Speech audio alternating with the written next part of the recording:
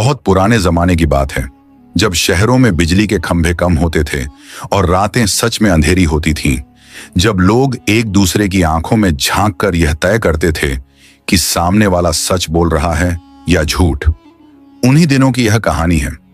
उस जमाने में दोस्ती का मतलब आज जैसा नहीं था।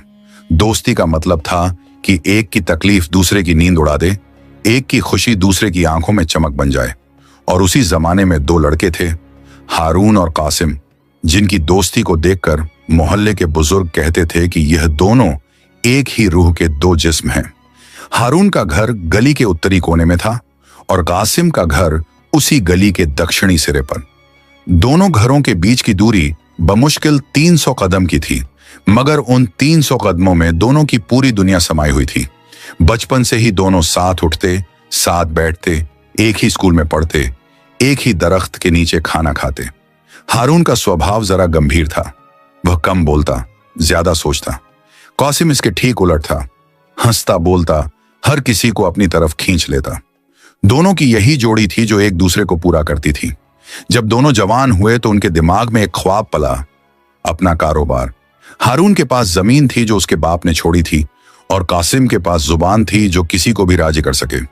दोनों ने मिलकर कपड़े का कारोबार शुरू किया। छोटी सी दुकान, 2 जोड़ी हाथ और बहुत बड़ा हौसला। पहले साल घाटा हुआ, दूसरे साल भी ज्यादा फायदा नहीं हुआ, मगर तीसरे साल जब कारोबार चला तो दोनों की आंखें चमक उठी। हारून की मां उन दिनों बीमार रहती थी। बुढ़ापे की बीमारी नहीं थी, वह कोई पुरानी तकलीफ थी जो सालों से उनके जिस्म को खोखला कर रही थी। डॉक्टर कहते थे कि इलाज होगा, मगर महंगा होगा। हारून दिन रात मेहनत करता कि मां के इलाज का इंतजाम हो सके। कासिम उसके साथ कंधे से कंधा मिलाकर खड़ा रहता। दोनों ने कारोबार में जो कमाई होती उसका एक हिस्सा मां के इलाज के लिए अलग रखना शुरू किया। उन्हीं दिनों एक बड़ा मौका सामने आया। शहर के बाहर एक बड़े व्यापारी ने माल का एक भारी ऑर्डर दिया। इतना बड़ा ऑर्डर कि उसे पूरा करने के लिए उन्हें अपनी सारी पूंजी लगानी पड़ती। हारून झिझका, इतना जोखिम उठाना ठीक नहीं, मगर कासिम ने कहा कि यही वक्त है, यही मौका है। एक बार चूके तो दोबारा नहीं आएगा। हारून ने कासिम पर भरोसा किया। यह भरोसा उसने अपनी आंखों से किया था, अपनी अक्ल से नहीं। हारून ने अपनी जमीन गिरवी रखी। मां के इलाज के लिए जो पैसे जमा थे वह भी कारोबार में लगाए। कासिम ने भी अपनी तरफ से कुछ पैसे लगाए, यह कहकर कि दोनों बराबर के हिस्सेदार हैं। माल का इंतजाम हुआ, गाड़ियां भरी गईं और कासिम ने कहा कि वह खुद जाकर माल पहुंचाएगा और पैसे लेकर आएगा। हारून घर पर रुका। मां की तबीयत उन दिनों ज्यादा खराब थी। 1 हफ्ता बीता, कासिम नहीं लौटा। 2 हफ्ते बीते, कासिम का कोई पता नहीं। हारून ने उस व्यापारी के पास आदमी भेजा तो पता चला कि माल पहुंचा ही नहीं था। कासिम बीच रास्ते से ही कहीं और मुड़ गया था। हारून के पांव तले से जमीन खिसक गई। उसने खुद गया, उस व्यापारी से मिला, जगह जगह पूछताछ की, मगर कासिम जैसे हवा में घुल गया था। न खत, न पैगाम, न कोई निशान। हारून उस रात घर लौटा तो उसके हाथ पांव कांप रहे थे। मां खाट पर लेटी थी। उसने उनके पास बैठकर उनका हाथ थामा और पूरी बात बताई। मां ने कुछ नहीं कहा, बस उसके सिर पर हाथ रखा और आंखें बंद कर लीं। हारून को उस वक्त मां की आंखों में जो थकान दिखी वह किसी बीमारी की थकान नहीं थी, वह किसी बहुत बड़े दुख की थकान थी, जैसे वह पहले से कुछ जानती हूं।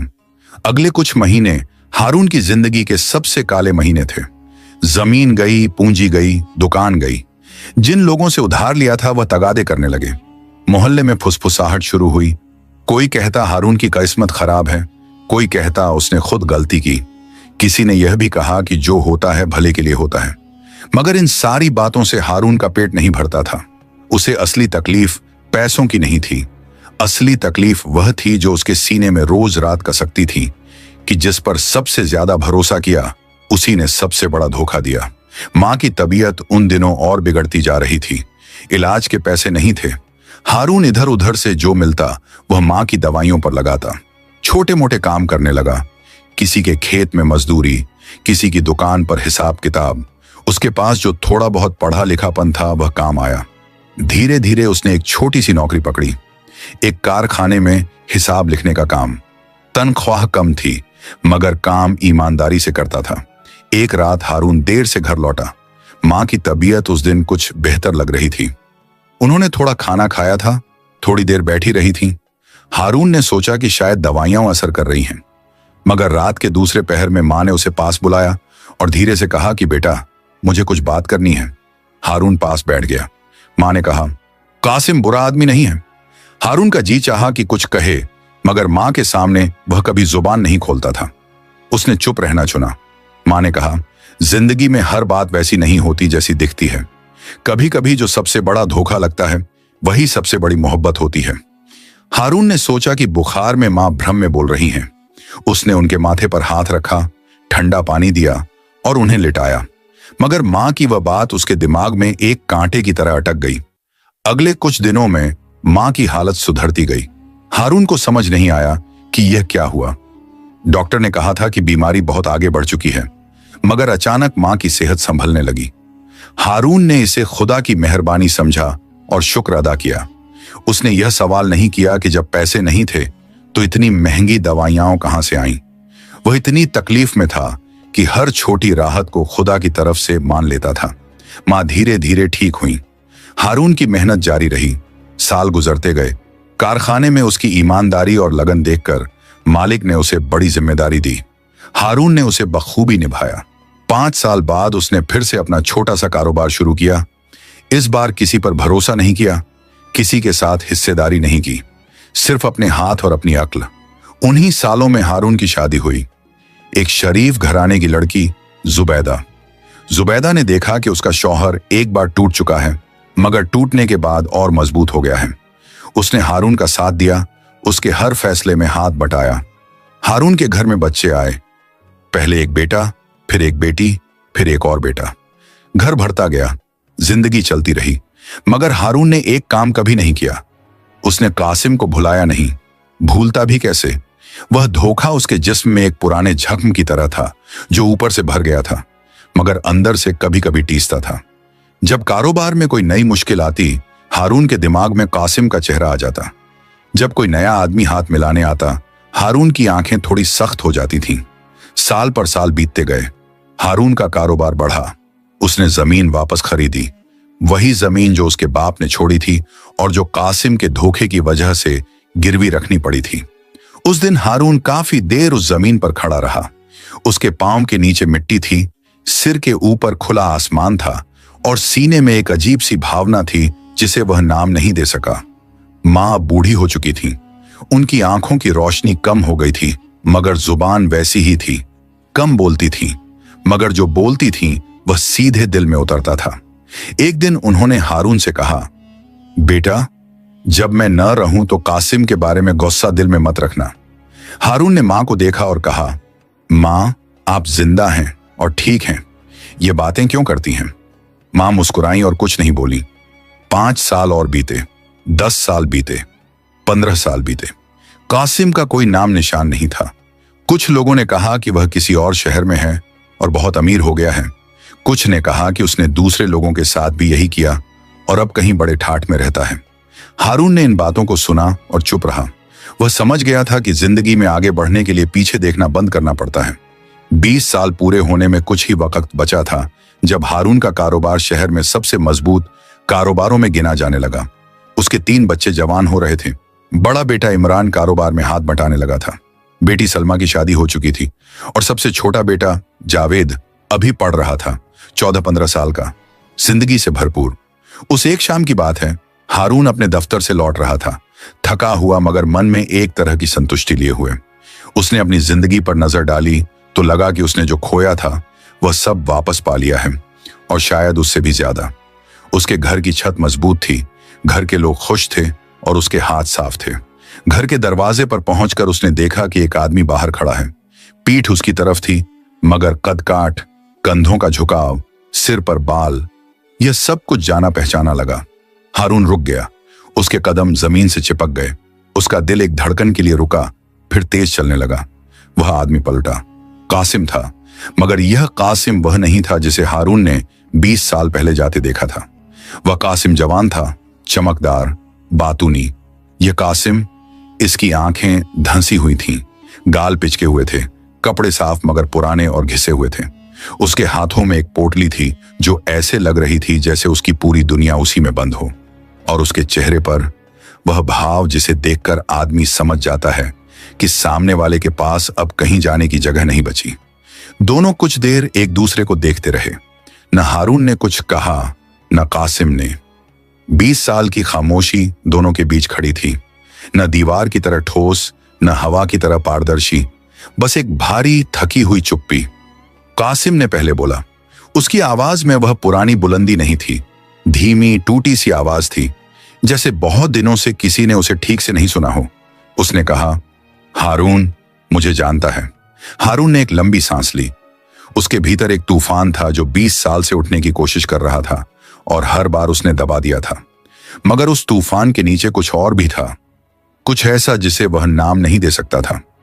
शायद वह पुरानी दोस्ती थी जो मरी नहीं थी, बस दफन हो गई थी। उसने कासिम को देखा, वह टूटा हुआ आदमी जो उसके दरवाजे पर खड़ा था, और उसके मुंह से बस इतना निकला, अंदर आ जा। हारून ने दरवाजा खोला और कासिम अंदर आया।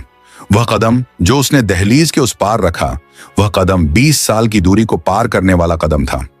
मगर दूरी पार होती नहीं, बस एक तरफ से दूसरी तरफ चली जाती है। हारून के घर की दीवारें पक्की थीं, फर्श साफ था, बैठक में एक अच्छा सा सोफा था, दीवार पर घड़ी टिक टिक कर रही थी। यह सब देखकर कासिम की आंखों में कुछ हिला, शायद पछतावा, शायद शर्म, शायद कुछ और, जिसे वह खुद भी नहीं समझ सकता था। हारून ने उसे बैठने का इशारा किया। कासिम बैठा इस तरह जैसे कोई बहुत थका हुआ आदमी बैठता है, जिसके पांव जवाब दे रहे हों और जिसकी रीढ़ भी थक चुकी हो। उसने अपनी पोटली अपनी गोद में रखी, उसे जमीन पर नहीं रखा, जैसे वह एकमात्र चीज थी जो उसके पास बची थी और वह उसे अपने से दूर नहीं करना चाहता था। हारून रसोई की तरफ गया। जुबैदा खाना बना रही थी। उसने धीमी आवाज में कहा, एक मेहमान आया है, चाय रख देना। जुबैदा ने पूछा, कौन है? हारून ने एक पल रुककर कहा, कासिम। बस इतना कहा। जुबैदा का हाथ रुक गया। उसने अपने शौहर की तरफ देखा। हारून की आंखें थकी हुई थीं, मगर उनमें गुस्सा नहीं था जो उसे उम्मीद थी।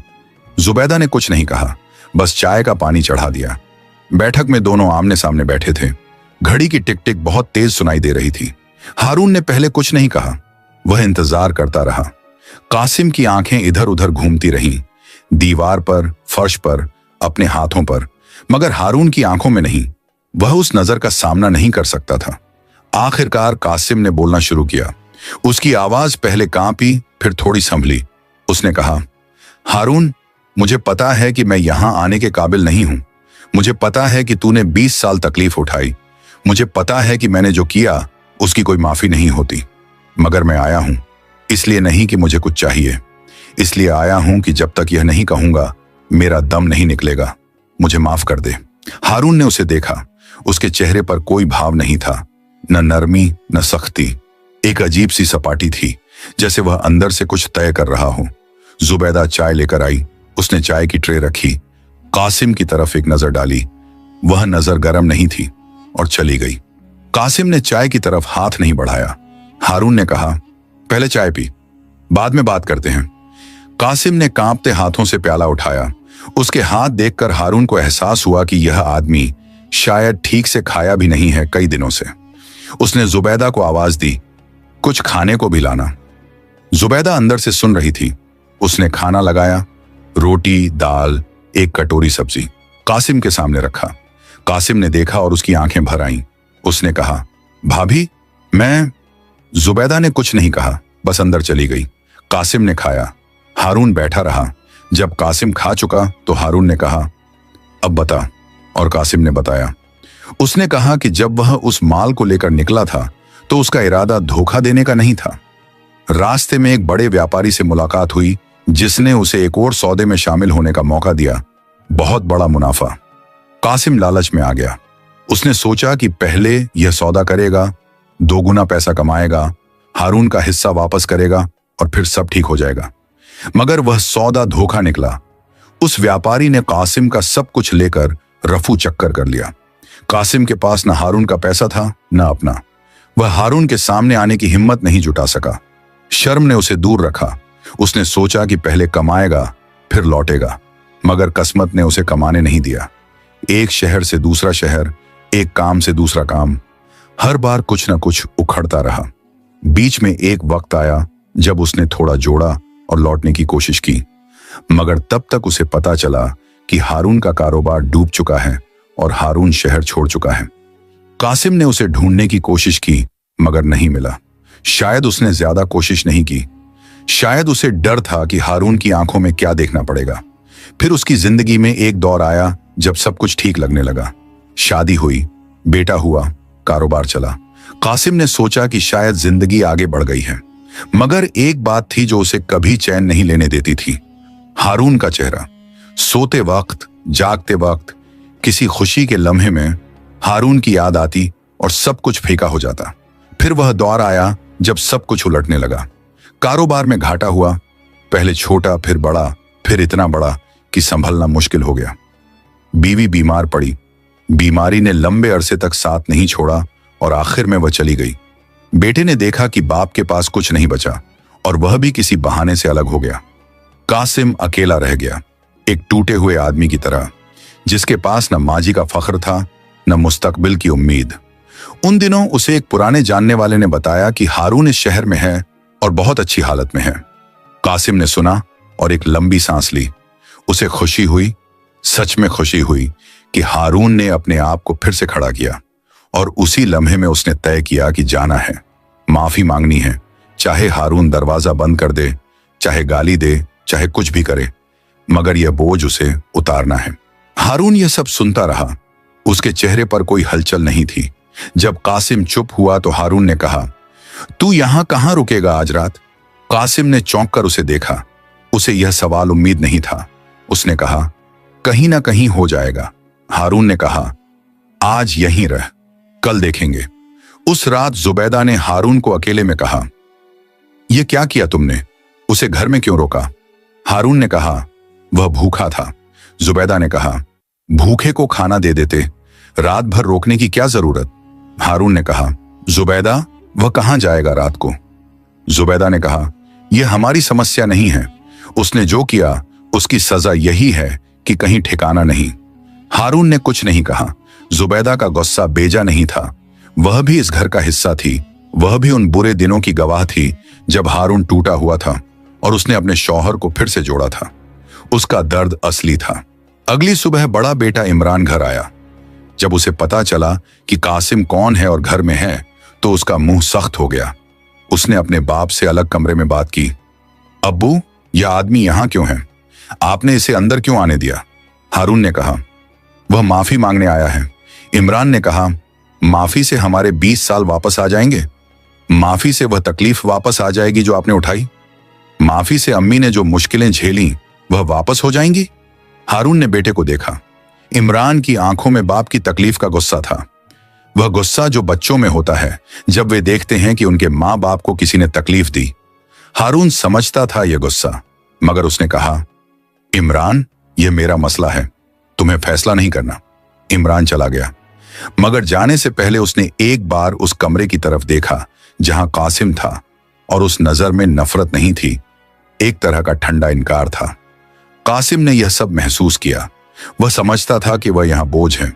दूसरे दिन उसने हारून से कहा, मैं चला जाता हूं, तुमने मेहमानी की, शुक्रिया। हारून ने कहा, बैठ, अभी कहीं नहीं जाना। तीसरे दिन हारून ने कासिम से पूछा, तेरे पास कुछ है? कासिम ने कहा, नहीं। हारून ने कहा, काम कर सकता है? कासिम ने चौंक कर देखा।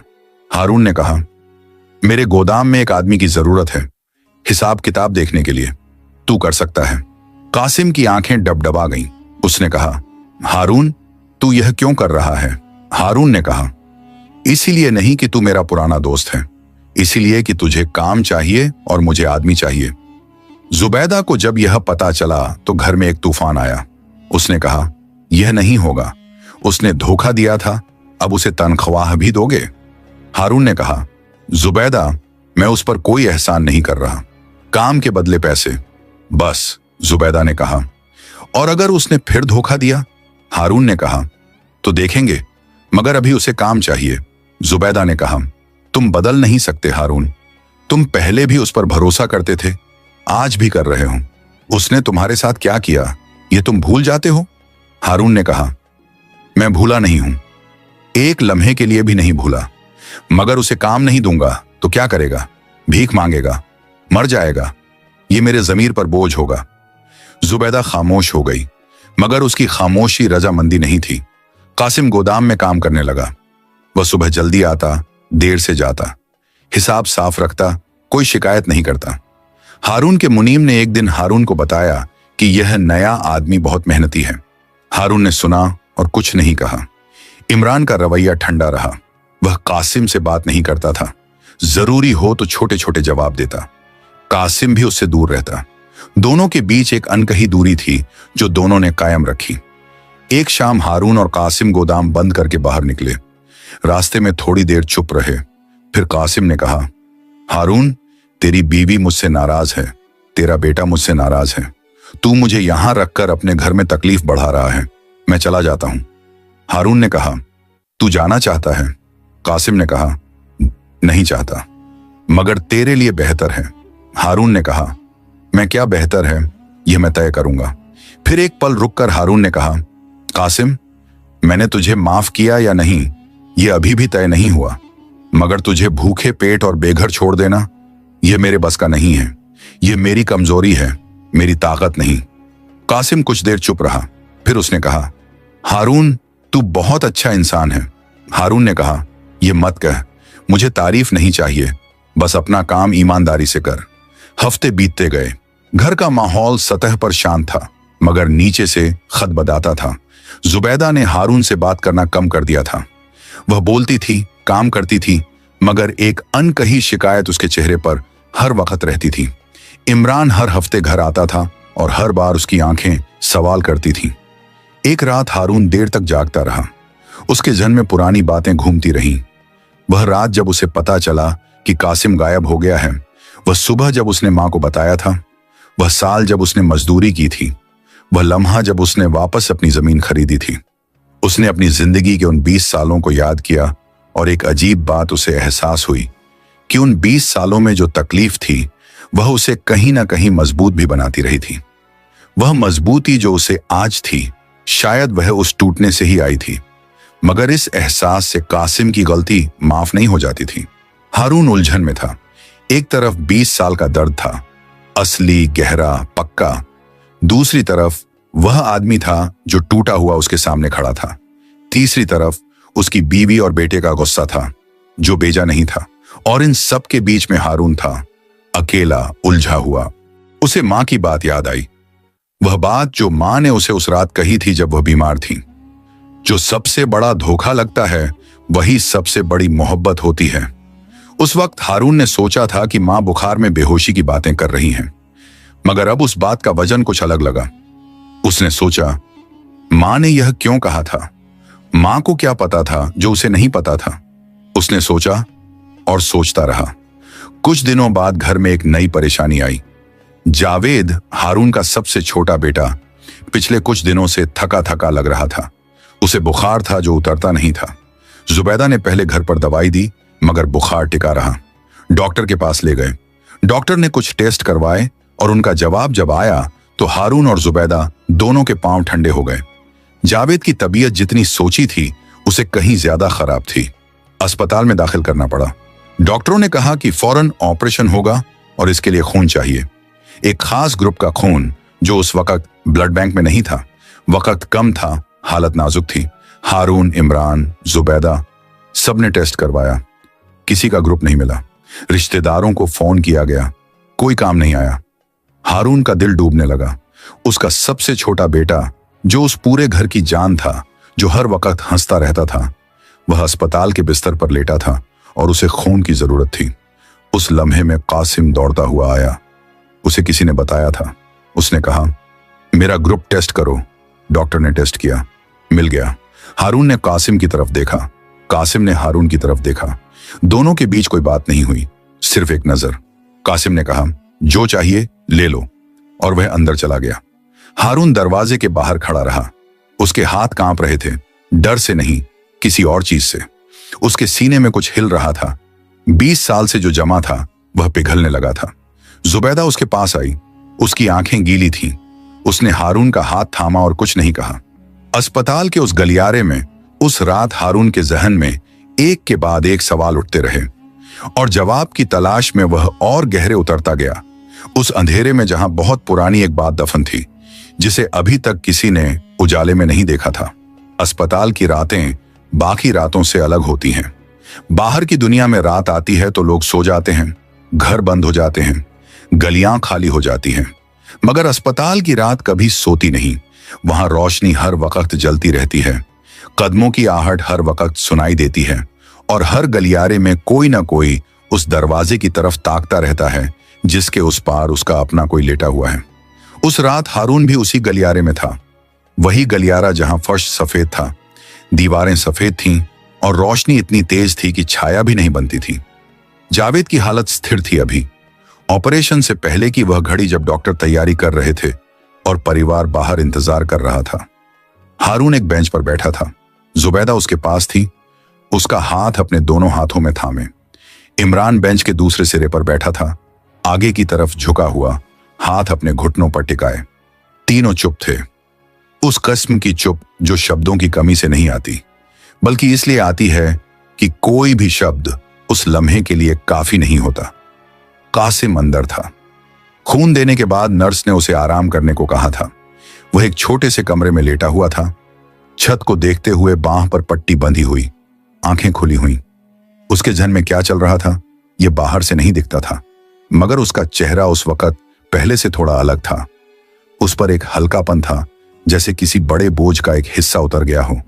हारून उठा और उस कमरे की तरफ चला गया जहां कासिम था। दरवाजा थोड़ा खुला था। उसने दस्तक दी। कासिम ने सिर घुमाकर देखा। हारून अंदर आया और पास की कुर्सी पर बैठ गया। दोनों कुछ देर चुप रहे। हारून ने कहा, तू ठीक है? कासिम ने कहा, हाँ। जावेद कैसा है? हारून ने कहा, अभी तक कोई खबर नहीं आई अंदर से। फिर चुप्पी। कासिम ने कहा, हारून, मुझे पता है कि यह काफी नहीं है। जो मैंने किया उसकी भरपाई यह नहीं है। मैं यह साबित करने नहीं आया कि मैं अच्छा हूं। बस जब सुना तो रुक नहीं सका। हारून ने उसे देखा, उस आदमी को जो कभी उसकी जिंदगी का सबसे करीबी हिस्सा था।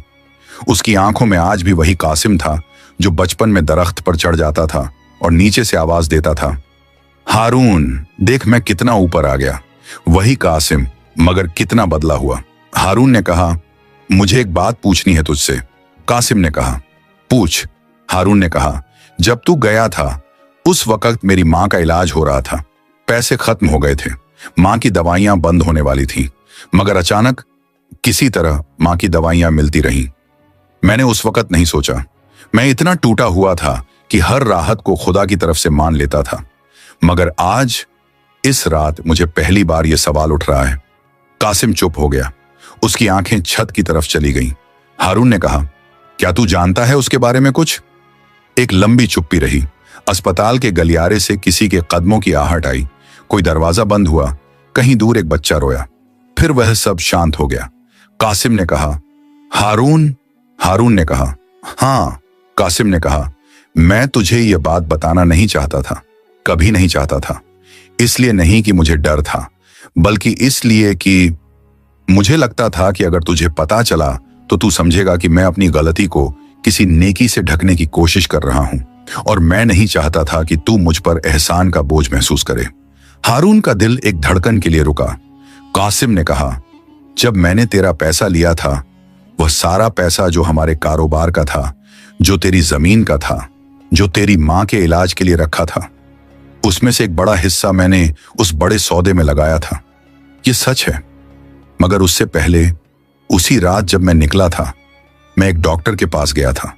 वह डॉक्टर जो तेरी मां का इलाज कर रहा था। हारून की सांस रुक गई। कासिम ने कहा, उस डॉक्टर ने मुझे बताया था, कुछ दिन पहले बताया था, जब मैं अकेले गया था, कि आंटी की बीमारी बहुत बढ़ चुकी है। एक खास इलाज है जो उन्हें बचा सकता है, मगर वह बहुत महंगा है।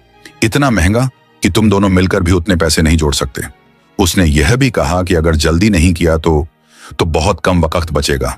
हारून की आंखें भर आईं। उसने अपना हाथ मुंह पर रख लिया। कासिम ने कहा, मैंने उसी रात तय किया। मैंने सोचा कि अगर तुझे बताऊंगा तो तू मना कर देगा। तू कहेगा कि नहीं, ये पैसे कारोबार के हैं, मां का इलाज बाद में होगा। तू वैसा ही इंसान था, हमेशा दूसरों का सोचता था। अपना बाद में। मैं जानता था कि तू अपनी मां की जान के लिए भी अपना हिस्सा लेने से हिचकेगा। हारून की आंखों से आंसू बहने लगे। वह रोक नहीं सका। कासिम ने कहा, मैंने वह पैसे डॉक्टर को दे दिए। उसने इलाज शुरू किया। तेरी मां बच गई, मगर मेरे पास कारोबार के लिए कुछ नहीं बचा था। इसीलिए मैंने वह बड़े सौदे वाली बात मानी। लालच में सोचा कि जल्दी पैसे बनाऊंगा और सब ठीक कर दूंगा, मगर वह सौदा धोखा था और मैं डूब गया। हारून कुछ नहीं बोल सका। उसके गले में जैसे कुछ अटक गया था। कासिम ने कहा, हारून, मैं यह नहीं कह रहा कि मैंने सही किया। मैंने गलत किया। मुझे तुझसे पूछना चाहिए था। मुझे तुझ पर भरोसा करना चाहिए था। मुझे अपने मन से फैसला नहीं लेना चाहिए था। यह मेरी गलती थी, बड़ी गलती। मगर उस वक्त मेरे दिल में सिर्फ एक बात थी कि आंटी को बचाना है, बस। हारून ने अपनी आंखें पोंछी। वह उठा, खिड़की के पास गया। बाहर रात का अंधेरा था। अस्पताल के आंगन में कुछ पेड़ थे। उनकी परछाइयां फर्श पर पड़ रही थीं। वह काफी देर उन परछाइयों को देखता रहा।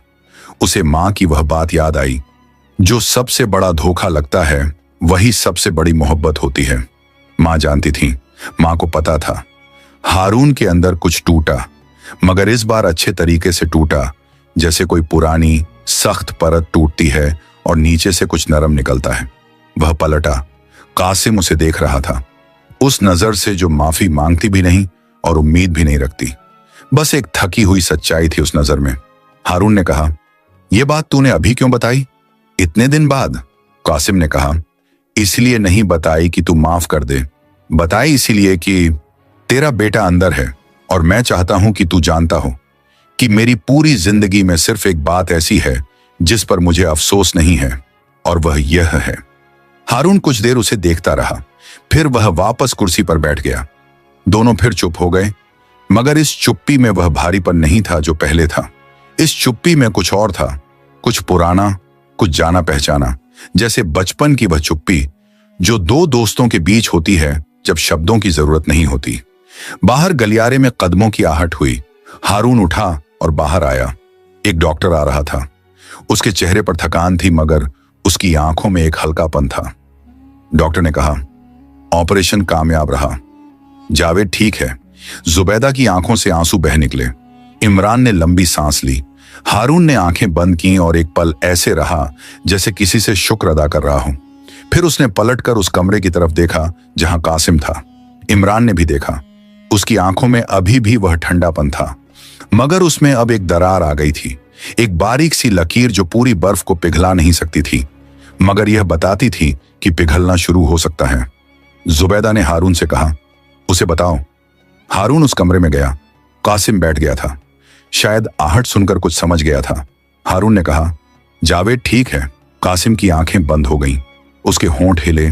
शायद कुछ पढ़ा, शायद कुछ कहा, मगर आवाज नहीं निकली। एक आंसू उसकी बंद पलक से निकलकर गाल पर आ गया। हारून ने उसकी बांह पर हाथ रखा, हल्के से, बस एक लम्हे के लिए, फिर हटा लिया। वह वापस गलियारे में आ गया। जुबैदा उसके पास आई। उसने कहा, हारून, मुझे उससे बात करनी है। हारून ने उसे देखा। जुबैदा की आंखों में एक बदलाव था। वह गुस्सा जो पिछले कई दिनों से था, वह अभी भी था, मगर उसके नीचे कुछ और भी था। वह कुछ और शायद एक मां का दिल था जिसके बेटे को आज किसी ने बचाया था। जुबैदा उस कमरे में गई। हारून बाहर रहा। अंदर क्या हुआ वह हारून को पूरा नहीं पता, मगर जब जुबैदा बाहर आई तो उसकी आंखें लाल थीं रोने से, और उसने हारून से कहा, उसने बताया तुम्हारी अम्मी के बारे में? हारून ने कहा, हाँ। जुबैदा ने कहा, मैं नहीं जानती था ये। तुम्हें पता था? हारून ने कहा, आज पता चला। जुबैदा कुछ देर चुप रही, फिर उसने कहा, हारून, मैंने उसके बारे में बहुत बुरा सोचा, बहुत बुरा। हारून ने कहा, तुमने गलत नहीं सोचा, जो दिखता था उसके हिसाब से सोचा। जुबैदा ने कहा, मगर अब? हारून ने एक पल सोचा, फिर कहा, अब देखेंगे। एक रात में सब नहीं बदलता। इमरान पास आया। उसने पूछा, क्या हुआ अम्मी? जुबैदा ने उसे थोड़ा अलग ले जाकर कुछ बताया। हारून ने देखा कि इमरान का चेहरा बदल रहा है। पहले हैरानी, फिर कुछ सोचने वाला भाव, फिर एक खामोशी जो पहले की खामोशी से अलग थी। इमरान ने वापस आकर हारून से कहा, अब्बू, मुझे नहीं पता था यह। हारून ने कहा, मुझे भी नहीं पता था, इमरान ने कहा, मगर इससे जो उसने किया वह सही नहीं हो जाता। हारून ने कहा, नहीं होता, गलत गलत रहता है, मगर इंसान सिर्फ अपनी गलतियों से नहीं बनता, वह अपनी नीयत से भी बनता है। इमरान ने कुछ नहीं कहा, वह सोचता रहा। रात गहरी हो गई। जावेद को आईसीयू में रखा गया था। अगले कुछ घंटे अहम थे। परिवार वहीं बैठा रहा। कासिम भी बाहर आ गया और एक कोने में चुपचाप बैठ गया। किसी ने उसे जाने को नहीं कहा। उस रात के पिछले पहर में जब थकान इतनी बढ़ गई कि लोग झपकियां लेने लगे, हारून जागता रहा। उसके जहन में एक उलझन थी। कासिम की बात सुनकर उसके भीतर जो हुआ था उसे वह समझने की कोशिश कर रहा था। क्या वह माफी थी? क्या वह माफी हो सकती थी इतनी जल्दी? 20 साल की तकलीफ एक रात की बात से खत्म नहीं होती। मगर एक बात थी जो उसे साफ समझ आई कि कासिम ने जो किया था वह महज धोखा नहीं था। उसमें एक नासमझी थी, एक लालच था जो बाद में आया, एक गलती थी जो बड़ी थी। मगर उसकी बुनियाद में एक दोस्त की वह बेचैनी थी जो अपने दोस्त की मां को मरते नहीं देख सकती थी। यह जानकारी हारून के दर्द को मिटाती नहीं थी, मगर उस दर्द का रंग बदल देती थी। सुबह हुई। जावेद की हालत स्थिर थी। डॉक्टर ने कहा कि अब खतरा टल गया है। घर में जैसे एक नई सांस आई। कासिम उठा। उसने हारून से कहा, अब मैं जाता हूं। जावेद, ठीक है, मेरा काम हो गया। हारून ने कहा, कहां जाएगा? कासिम ने कहा, कहीं। हारून ने कहा, गोदाम का काम अभी बाकी है, आज शाम को आ जाना। कासिम ने हारून को देखा। एक लंबी गहरी नजर, उसमें सवाल था, शुक्रगुजारी थी और कुछ ऐसा भी था जो शब्दों में नहीं आता। हारून ने कहा, जा और आज कुछ खाकर आना। कासिम मुड़ा और चला गया। हारून उसे जाते हुए देखता रहा। वह टूटा हुआ आदमी जो अब भी टूटा हुआ था, मगर जिसके कदमों में पहले से थोड़ी और ताकत थी। इमरान पास आया। उसने कहा, अब्बू? हारून ने कहा, हां। इमरान ने कहा, मैंने हमेशा सोचा कि आप बहुत नरम हैं, कि आप लोगों पर जरूरत से ज्यादा भरोसा करते हैं। आज भी सोचता हूं, मगर शायद ये नरमी कमजोरी नहीं है। हारून ने बेटे को देखा।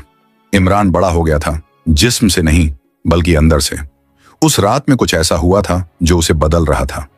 हारून ने कहा, इमरान, जिंदगी में सबसे मुश्किल काम यह नहीं है कि कमाओ, बढ़ो, कामयाब हो जाओ। सबसे मुश्किल काम यह है कि जब कोई तुम्हें तोड़े और तुम टूटो और फिर जुड़ो, और जुड़ने के बाद भी तुम्हारे अंदर वह जगह बाकी रहे जहां कोई और आ सके। इमरान ने कहा, और अगर वह जगह फिर से तोड़ दे? हारून ने कहा, तो फिर जुड़ेंगे। इमरान ने एक लंबी सांस ली, फिर कहा, मैं कासिम चाचा से बात करूंगा एक बार, मगर अभी नहीं, थोड़ा वक्त चाहिए। हारून ने कहा, वक्त लो, जल्दी नहीं है। जुबैदा थोड़ी दूर खड़ी यह सुन रही थी। उसने हारून की तरफ देखा, हारून ने उसकी तरफ देखा। दोनों के बीच कोई बात नहीं हुई, मगर एक समझ थी जो बरसों की साथ रहने से आती है। वह समझ जो शब्दों की मोहताज नहीं होती। अस्पताल की सुबह धीरे धीरे उजली हो रही थी। बाहर का आसमान नारंगी से नीला होने लगा था। गलियारे में नई शिफ्ट के डॉक्टर आने लगे थे। एक नई सुबह शुरू हो रही थी, अस्पताल के लिए भी और हारून के घर के लिए भी। वह सुबह पूरी तरह नई नहीं थी। पुराने जख्म अभी भी थे, पुरानी तकलीफें अभी भी थीं, और माफी एक लंबा रास्ता था जो अभी शुरू ही हुआ था।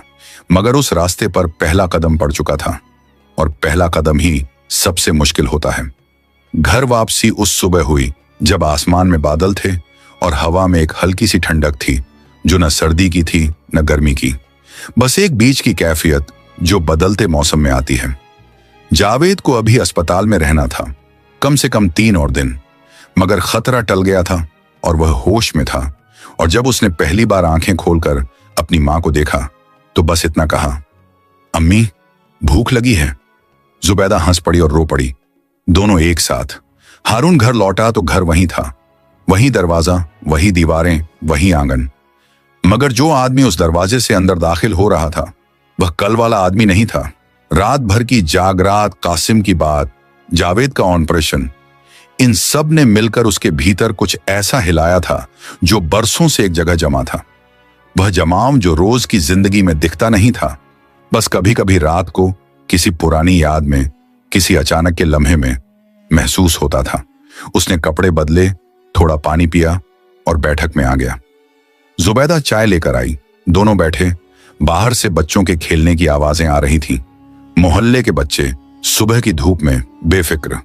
जुबैदा ने कहा, हारून, मैं कल रात सोचती रही। हारून ने कहा, क्या? जुबैदा ने कहा कि मैंने उसके बारे में बहुत जल्दी राय बना ली थी, तुम्हारी तकलीफ देखकर, और तुम्हारी तकलीफ असली थी। मैं ये नहीं कह रही कि नहीं थी, मगर मैं इतनी उस तकलीफ में डूबी रही कि मैंने उसे एक पूरा इंसान नहीं देखा, सिर्फ एक गलती देखी। हारून ने कहा, तुमने गलत नहीं किया।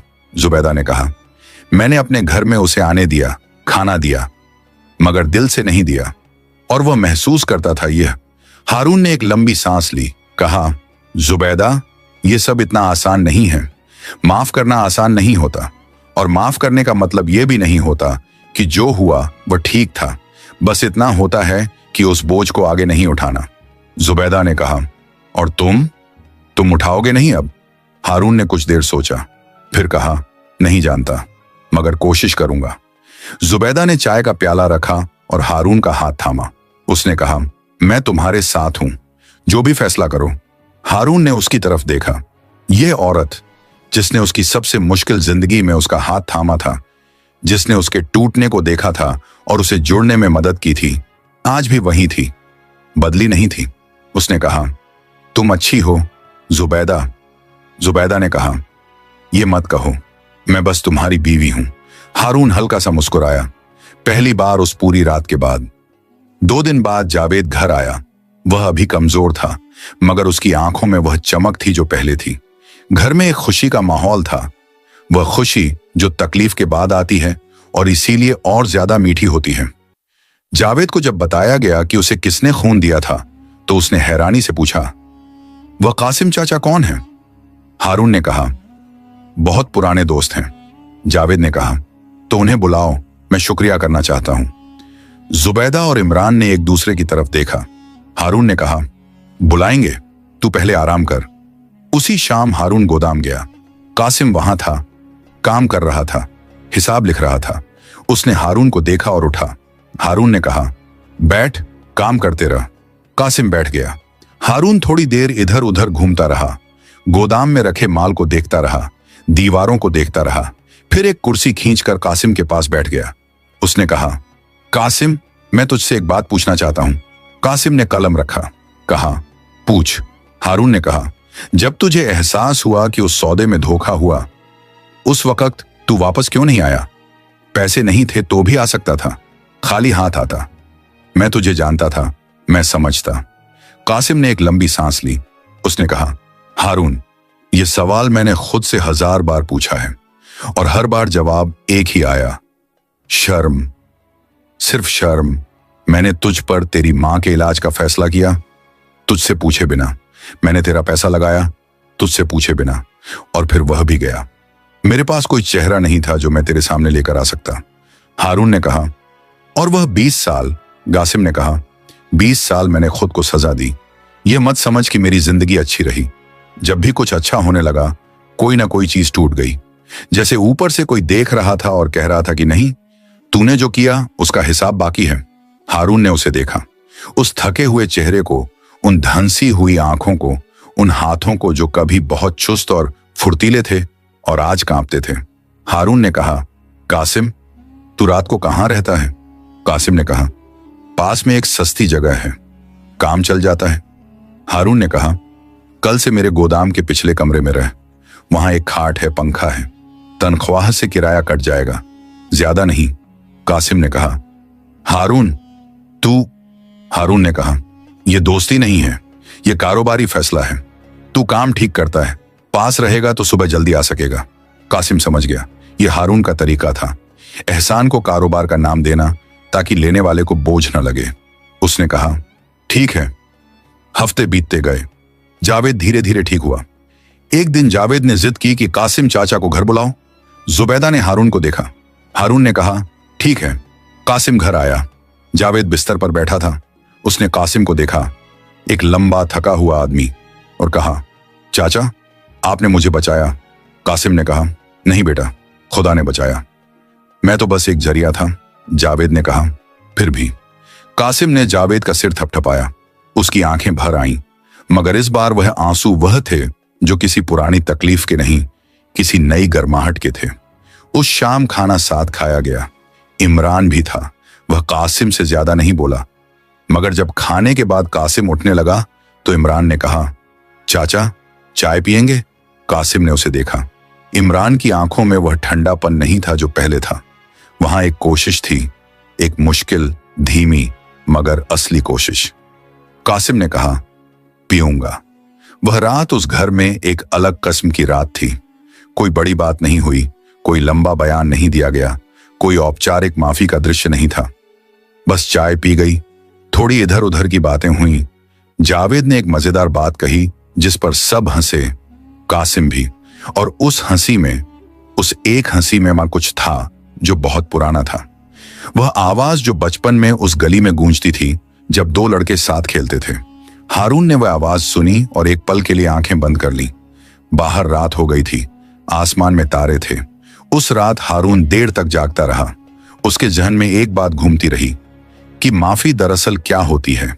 क्या यह एक लम्हे का फैसला होता है, या यह एक लंबी धीमी प्रक्रिया होती है जो हर दिन थोड़ी थोड़ी होती रहती है? क्या माफ करने का मतलब भूल जाना होता है, या माफ करने का मतलब यह होता है कि याद रखते हुए भी आगे बढ़ते रहो? उसे जवाब नहीं मिला, मगर सवाल अब पहले जैसा भारी नहीं था। अगले कुछ हफ्तों में एक नई लय बनती गई। कासिम गोदाम में काम करता, शाम को कभी कभी घर आता। जुबैदा ने उससे कोई बड़ी बात नहीं की, मगर जब वह आता तो खाना बढ़ा देती। इमरान धीरे धीरे उससे काम की बातें करने लगा। जावेद उससे रोज मिलना चाहता था। बच्चों को पुरानी तकलीफों का बोझ नहीं होता, वे सामने जो होता है उसे देखते हैं। एक दोपहर हारून और कासिम गोदाम में अकेले थे। बाहर धूप तेज थी, अंदर पंखा चल रहा था। कासिम हिसाब देख रहा था और हारून एक कुर्सी पर बैठा कुछ कागज पलट रहा था। कासिम ने अचानक कहा, हारून। हारून ने कहा, हाँ। कासिम ने कहा, वह सिक्का याद है? हारून रुक गया। कागज पलटना बंद हो गया। कासिम ने कहा, वह सिक्का जो हमने बचपन में मिलकर जमीन में दबाया था, पीपल के पेड़ के नीचे। कहा था कि जब बड़े होंगे और अपना कारोबार होगा तो उसे निकालेंगे। हारून को याद आया, दोनों की उम्र तब 10-11 साल थी। एक पुराना टूटा हुआ सिक्का जो कासिम को रास्ते में मिला था। दोनों ने उसे खजाने की तरह जमीन में दबाया था, यह कहकर कि यह उनकी दोस्ती का निशान है। हारून ने कहा, याद है? कासिम ने कहा, वह पेड़ अभी भी है, मैंने देखा था, तेरे पुराने मोहल्ले से गुजरा था एक बार। हारून ने कहा, है? कासिम ने कहा, वह सिक्का अभी भी वहां होगा। हारून ने कहा, शायद। दोनों कुछ देर चुप रहे। फिर हारून ने कहा, जाएंगे एक दिन। कासिम ने उसकी तरफ देखा, हारून ने उसकी तरफ देखा। दोनों की आंखों में कुछ था, वह जो बचपन में था और जो 20 साल की तकलीफ भी पूरी तरह नहीं मिटा सकी थी। मगर उसी शाम एक नई मुश्किल आई। हारून के कारोबार में एक बड़ा ऑर्डर था, शहर के बाहर एक बड़े कारखाने का। उस ऑर्डर के लिए हारून को एक भरोसेमंद आदमी चाहिए था जो सारा हिसाब किताब देखे, माल की देखरेख करे और उस कारखाने के मालिक से बात करे।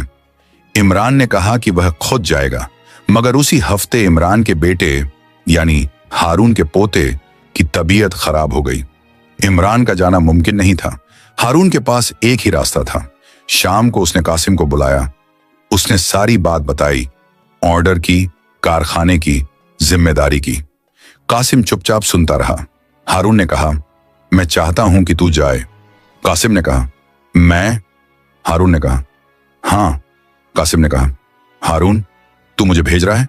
पैसों के साथ, माल के साथ? हारून ने कहा, हाँ। कासिम की आंखें नम हो गईं। उसने कहा, तू पागल है। हारून ने कहा, नहीं, मैं थका हुआ हूं। थका हुआ उस बोझ से जो मैंने 20 साल उठाया, और थका हुआ इस बात से कि मैंने 20 साल तुझे एक गलती की नजर से देखा, उस पूरे इंसान की नजर से नहीं जो तू है। कासिम कुछ नहीं बोला, उसके होंठ कांप रहे थे। हारून ने कहा, जाएगा? कासिम ने कहा, जाऊंगा। वह काम पर गया। 3 दिन में वापस आया। हिसाब साफ था, माल पहुंच गया था, पैसे आ गए थे, सब कुछ वैसा ही था जैसा होना चाहिए था। जब वह वापस आया तो हारून गोदाम में था। कासिम ने सारा हिसाब सामने रखा। हारून ने देखा, सब ठीक था। हारून ने कहा, शुक्रिया। कासिम ने कहा, हारून, मुझे शुक्रिया मत कह, यह मेरा काम था। हारून ने कहा, नहीं, यह काम था और इससे ज्यादा भी था। तू जानता है?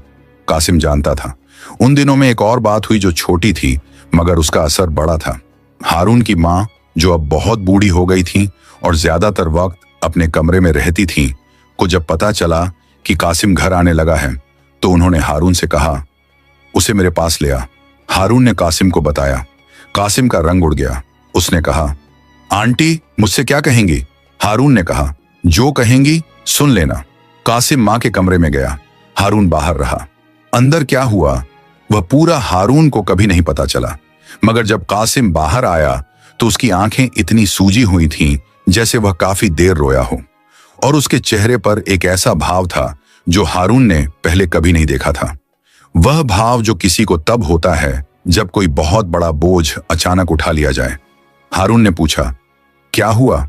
कासिम ने कहा, आंटी ने कहा, मुझे पता था, मुझे पहले से पता था और उन्होंने मुझे माफ कर दिया। हारून को एक धक्का लगा। उसने कहा, माफ कर दिया?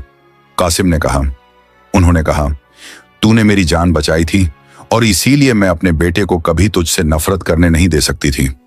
उन्होंने यह भी कहा कि उन्हें उस वक्त पता था कि उनका इलाज कहां से हुआ, मगर उन्होंने हारून को इसलिए नहीं बताया क्योंकि वह नहीं चाहती थी कि हारून एहसान के बोझ तले कासिम को माफ करे। वह चाहती थी कि जब माफी आए तो वह अपने आप आए, दिल से आए। हारून खड़ा रह गया। मां जानती थी, मां बरसों से जानती थी, और उन्होंने चुप रहना चुना। इसीलिए नहीं कि उन्हें परवाह नहीं थी, बल्कि इसलिए कि उन्हें बहुत गहरी परवाह थी। हारून मां के कमरे में गया। वह अपनी खाट पर लेटी थी, आंखें बंद थीं। उनके चेहरे पर एक शांति थी जो हारून ने पहले भी देखी थी, मगर आज उसका मतलब समझ आया। हारून उनके पास बैठ गया, उनका हाथ थामा। मां ने आंखें खोली। उन्होंने हारून को देखा, वैसे जैसे माएं देखती हैं, जिस नजर में पूरी जिंदगी होती है। हारून ने कहा, मां ने कहा, बेटा। हारून ने कहा, आपने मुझे क्यों नहीं बताया? मां ने कहा, क्योंकि मैं चाहती थी कि तू अपने दिल से माफ करे, एहसान से नहीं। एहसान की माफी असली माफी नहीं होती, वह एक और कर्ज होती है। हारून की आंखें भर आईं। मां ने कहा, और तूने किया, बिना जाने किया, अपने दिल की अच्छाई से किया। मुझे यही देखना था। हारून ने मां का हाथ अपने माथे से लगाया। कमरे में शांति थी। बाहर से कोई आवाज नहीं आ रही थी, जैसे दुनिया ने एक पल के लिए सांस रोक ली हो। मां ने कहा, हारून, वह सिक्का याद है जो तुम दोनों ने दबाया था? हारून चौंका। उसने कहा, आपको पता है उसके बारे में? मां मुस्कुराई। उन्होंने कहा, मां को सब पता होता है, जाओ उसे निकालो, वक्त आ गया है। हारून ने मां को देखा, उन बूढ़ी आंखों में जो अब कम देखती थीं, मगर जिनमें एक गहरी पुरानी रोशनी थी। उसने कहा, जाऊंगा। उस शाम हारून घर से निकला। उसने कासिम को कहा, चल। कासिम ने पूछा, कहां? हारून ने कहा, तुझे पता है? दोनों पुराने मोहल्ले की तरफ चले। वह गली जहां दोनों पल्ले बड़े थे, वह अब बदल गई थी। कुछ पुराने मकान गिर गए थे, कुछ नए बन गए थे, मगर गली के बीच में वह पीपल का पेड़ अभी भी था। बड़ा हो गया था, उसकी जड़ें अब जमीन को और गहरे पकड़े हुई थीं। दोनों पेड़ के नीचे पहुंचे। शाम की रोशनी थी, वह नारंगी रोशनी जो दिन के खत्म होने से पहले आती है। हारून ने पेड़ की जड़ों के पास जमीन को देखा। बहुत साल बीत गए थे। मिट्टी कई बार पलटी होगी, बारिशें आई होंगी, जड़ें फैली होंगी। शायद वह सिक्का अब भी हो, शायद ना हो। कासिम बैठ गया जमीन पर। उसने अपनी उंगलियों से मिट्टी खोदनी शुरू की, वहां जहां उन्होंने बचपन में रखा था। हारून भी बैठ गया। दोनों मिट्टी खोदते रहे। थोड़ी देर बाद कासिम की उंगली किसी धातु से टकराई। उसने निकाला। वह सिक्का था, पुराना, झंग लगा हुआ, आधा टूटा हुआ, मगर था। कासिम ने उसे हाथ में लिया। हारून ने देखा। दोनों कुछ देर उस सिक्के को देखते रहे।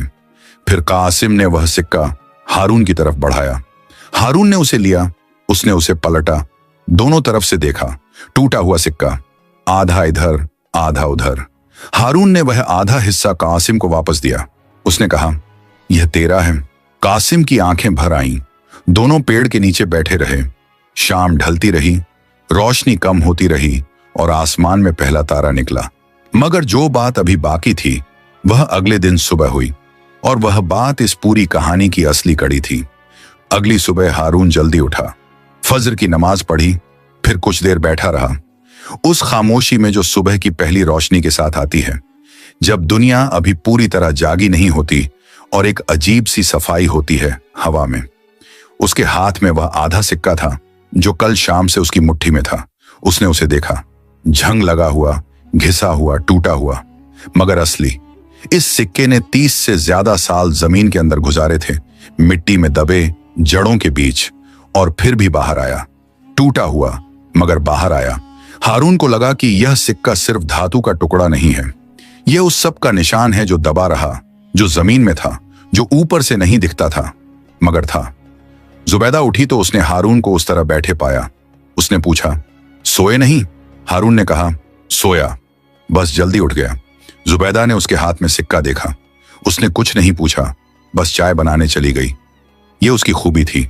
वह जानती थी कि कब सवाल करने हैं और कब चुप रहने में ही समझदारी है। रास्ते पर इमरान भी आया। आजकल वह रोज सुबह आता था जावेद की तबीयत देखने। जावेद अब काफी बेहतर था, उठकर बैठने लगा था, थोड़ा चलने भी लगा था। उसका चेहरा अभी पीला था मगर आंखों में वह पुरानी चमक लौट रही थी। नाश्ते पर हारून ने इमरान से कहा, आज शाम मुझे तुझसे एक जरूरी बात करनी है। इमरान ने पूछा, क्या हुआ? हारून ने कहा, शाम को, अभी नहीं। इमरान ने समझा कि बात कासिम के बारे में है। उसने कहा, ठीक है। उस दिन हारून गोदाम गया। कासिम पहले से था, हमेशा की तरह। उसने हारून को देखा और एक हल्की सी मुस्कान दी। वह मुस्कान नई थी, पिछले कुछ हफ्तों में धीरे धीरे आई थी, जैसे लंबे अरसे के बाद कोई भूला हुआ रंग वापस आता है। हारून ने काम शुरू किया। दोनों काम करते रहे। दोपहर को खाना खाया, साथ बैठकर, जैसे पिछले कुछ हफ्तों से हो रहा था। खाते वक्त बातें हुई, कारोबार की, मौसम की, जावेद की तबीयत की, आम बातें। मगर उन आम बातों में एक नई गर्माहट थी जो पहले नहीं थी। खाने के बाद कासिम ने कहा, हारून, एक बात कहनी है। हारून ने कहा, कह। कासिम ने कहा, मुझे नहीं पता कि तूने मुझे माफ किया है या नहीं, और मैं नहीं चाहता कि तू मुझे बताए, क्योंकि माफी कहने से नहीं होती, महसूस होने से होती है। मगर मैं यह कहना चाहता हूं कि जो भी हुआ, जो तूने मेरे लिए किया इन हफ्तों में, यह मैंने अपनी जिंदगी में नहीं देखा। किसी ने मुझे इस तरह नहीं देखा। और मैं, उसकी आवाज कांपी। उसने कहा, मैं इसके लायक नहीं था, मगर तूने दिया। हारून ने उसे देखा, फिर कहा, कासिम, मैं तुझे एक बात बताता हूं जो मैंने किसी को नहीं बताई। जब तू गया था वह पहला साल, मैंने खुदा से बहुत मांगा कि तुझे सजा दे, मांगा कि तेरी जिंदगी बर्बाद हो, मांगा कि तू भी वैसे ही टूटे जैसे मैं टूटा। ये दुआ नहीं थी, ये दुआ का उलटा था। कासिम ने उसे देखा। हारून ने कहा, और बाद में जब मैं थोड़ा संभला, मुझे शर्म आई उन मांगों पर, मगर वह मांगें थीं, असली थीं। तो मैं यह नहीं कहूंगा कि मुझे तुझ पर कभी गुस्सा नहीं आया या दर्द नहीं हुआ। आया, बहुत आया। कासिम ने कहा, मुझे पता है। हारून ने कहा, मगर एक बात भी पता है कि वह गुस्सा और दर्द रखकर मैंने खुद को भी तकलीफ दी। जितना तुझे दिया उससे ज्यादा खुद को दिया, 20 साल तक दिया, और अब मैं थक गया हूं। इस थकान में माफी है, शायद पूरी नहीं, शायद धीरे धीरे, मगर है। कासिम की आंखें बंद हो गईं, एक आंसू निकला। हारून ने कहा, और एक बात, वह जो तूने मां के लिए किया वह मुझे याद रहेगा, हमेशा रहेगा। तू कह के एहसान नहीं, कारण कुछ भी था, मगर उस रात तूने मेरी मां को बचाया और मेरी मां ने मुझे बड़ा किया, तो एक तरह से तूने मुझे भी बचाया। कासिम ने आंखें खोली। उसके चेहरे पर कुछ था जिसे शब्दों में नहीं कहा जा सकता। वह कुछ जो बहुत गहरी राहत में होता है, वह राहत जो बरसों की बेचैनी के बाद मिले। दोनों कुछ देर चुप बैठे रहे। गोदाम में पंखे की आवाज थी, बाहर से दूर कहीं गाड़ियों की आवाज थी। एक मामूली दोपहर थी, मगर उस मामूली दोपहर में कुछ ऐसा था जो बहुत गैर मामूली था। शाम को हारून घर आया, इमरान आया, जुबैदा भी बैठी, जावेद भी आकर बैठ गया। उसने कहा कि मुझे भी सुनना है, मैं बड़ा हो गया हूं। हारून ने कहा, जावेद, ये बड़ों की बात है। जावेद ने कहा, अब्बू, मेरे खून में उनका खून है, ये बात मुझसे ज्यादा किसकी है? हारून ने उसे देखा। यह बेटा 14-15 साल का कभी कभी ऐसी बात कह देता था जो बड़े नहीं कह सकते। उसने कहा, ठीक है, बैठ। हारून ने सबको देखा, जुबैदा को, इमरान को, जावेद को। फिर उसने कहा, मैं तुम सबसे एक बात कहना चाहता हूं, और यह बात मेरा फैसला है, मैं इसमें सलाह नहीं मांग रहा। बस बता रहा हूं, इमरान ने कहा। कहिए, हारून ने कहा। कासिम यहां रहेगा, हमारे साथ, गोदाम में नहीं, इस घर में।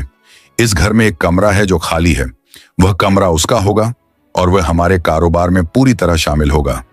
हिस्सेदार की तरह नहीं, मगर एक भरोसेमंद आदमी की तरह जिस पर जिम्मेदारी है। कमरे में एक पल की चुप्पी रही। इमरान ने कहा, अब्बू। हारून ने कहा, इमरान, मैंने कहा, यह मेरा फैसला है। इमरान ने एक लंबी सांस ली। वह कुछ देर चुप रहा, फिर उसने कहा, अब्बू, मुझे उनसे नफरत नहीं है, अब नहीं है, मगर मुझे डर है। हारून ने कहा, किस बात का? इमरान ने कहा, कि आप फिर टूटेंगे। अगर उन्होंने फिर। हारून ने कहा, इमरान, मैं पहले भी टूटा था और जुड़ा था, अगर फिर टूटा तो फिर जुड़ूंगा, मगर डर के मारे किसी को मौका न देना, यह मैंने अपनी जिंदगी में नहीं सीखा। इमरान ने अपने बाप को देखा, उस आदमी को जिसने जिंदगी में सब कुछ खोकर सब कुछ वापस पाया था, जो टूटा था और मजबूत हुआ था, जिसने कभी किसी के सामने हाथ नहीं फैलाए थे। उस आदमी की आंखों में आज एक शांति थी, थकान नहीं, शांति। इमरान ने कहा, ठीक है अब्बू। जुबैदा ने कहा, कमरा मैं तैयार करती हूं। जावेद ने कहा, मैं कासिम चाचा को बताने जाता हूं। हारून ने कहा, बैठ, मैं बताऊंगा। उस शाम हारून गोदाम गया। कासिम बंद करने की तैयारी कर रहा था। उसने हारून को देखा और कहा, अरे, अभी आए? हारून ने कहा, हाँ, एक काम था। कासिम ने कहा, क्या?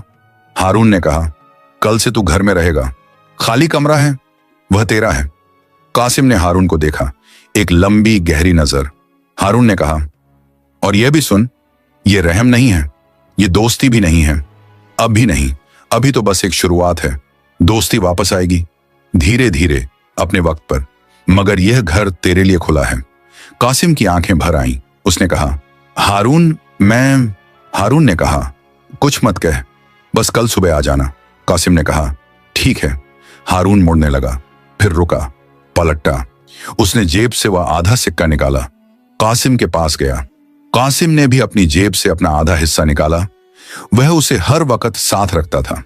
दोनों ने अपने अपने आधे सिक्के एक साथ जोड़े।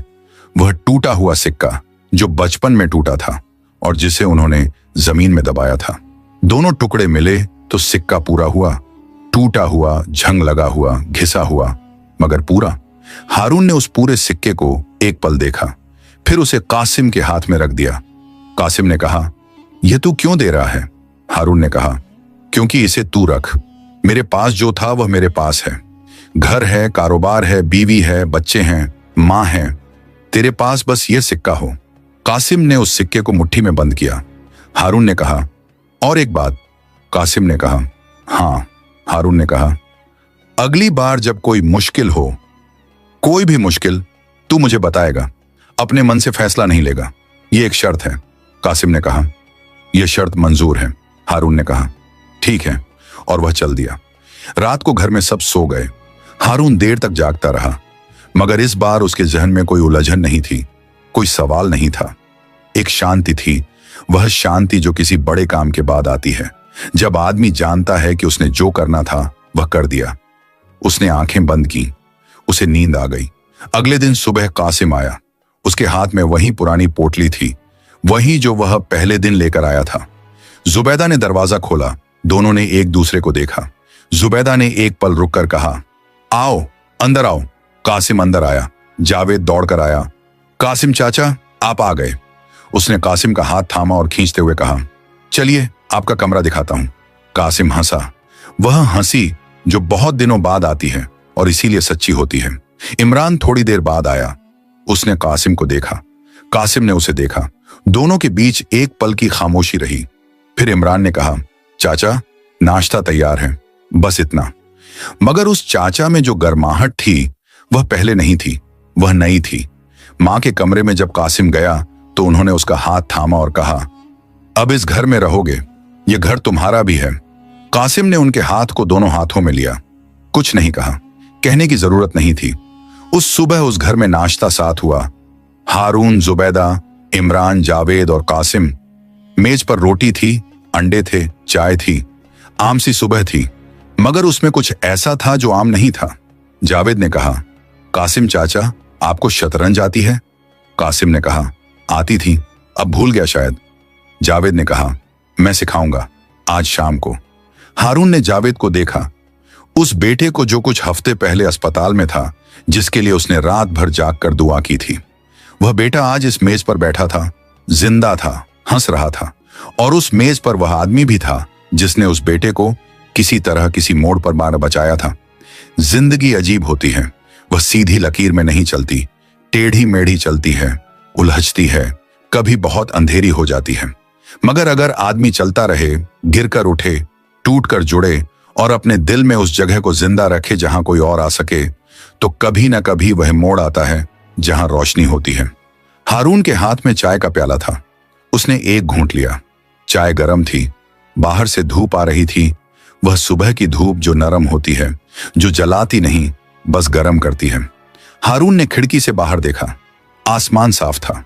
उसने सोचा, 20 साल पहले एक सिक्का टूटा था और 20 साल बाद वह सिक्का मिट्टी से निकला, टूटा हुआ, मगर दोनों हिस्से मौजूद।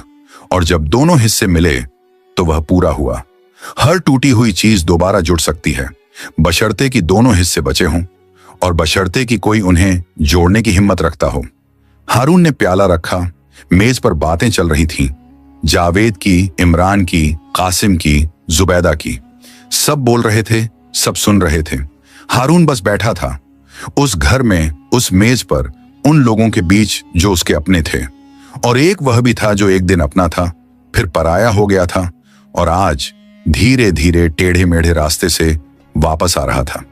माफी कोई एक लम्हे की बात नहीं होती, वह एक सुबह होती है जो रात के बाद आती है। हर रात के बाद आती है, चाहे रात कितनी भी लंबी हो। ये सुबह आ गई थी।